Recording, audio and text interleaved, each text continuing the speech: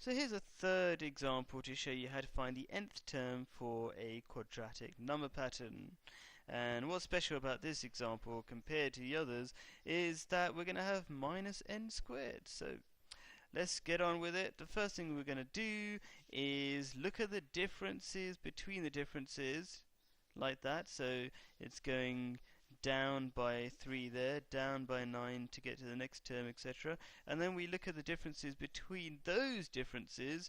So you can see it's going minus 6, and that common difference between the differences tells you we have a quadratic number pattern. If you have a common difference between the differences, you've got a quadratic number pattern. So this thing is quadratic, and this common difference also tells you that how many n squareds we have in our number pattern. This number is always twice the number of n squareds in the pattern, so this is minus 6, which means we've actually got minus 3n squareds in the nth term for our pattern here.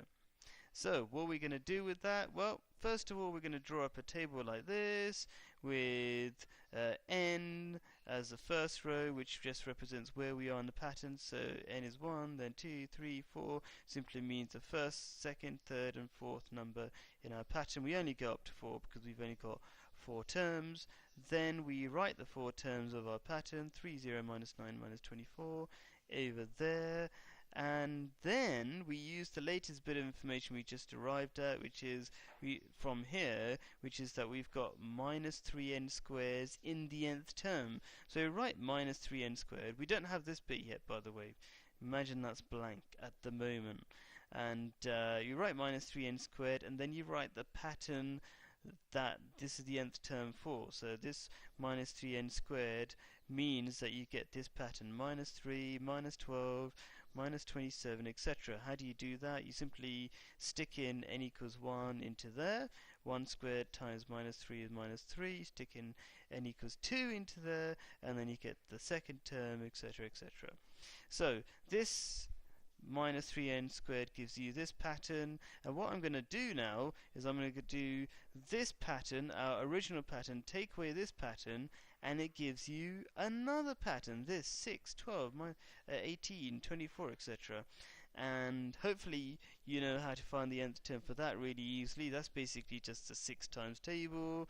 So 6 times table means 6n is the nth term for that pattern. And so now what we can say is that this pattern is actually made up of these two patterns, because we did this pattern, take away this pattern, makes that pattern. So the reverse would be that this pattern plus this pattern makes the original pattern. And also that this nth term plus this nth term will make the nth term for our original pattern. So basically the nth term for this is minus 3n squared plus 6n, like it says there. And that's it. We found the nth term for our pattern. Of course, you can check if you got the right nth term by sticking in, n equals 1 into there and seeing if you get this number, n equals 2 into there and seeing if you get that number, etc. Let's do a quick demo of that. So 2 goes into there. Gives you 2 squared is 4 times minus 3 is minus 12, plus 6 times 2 is 12, so minus 12 plus 12 is 0, and you can keep checking and you'll see that this is really the nth term for the pattern we're looking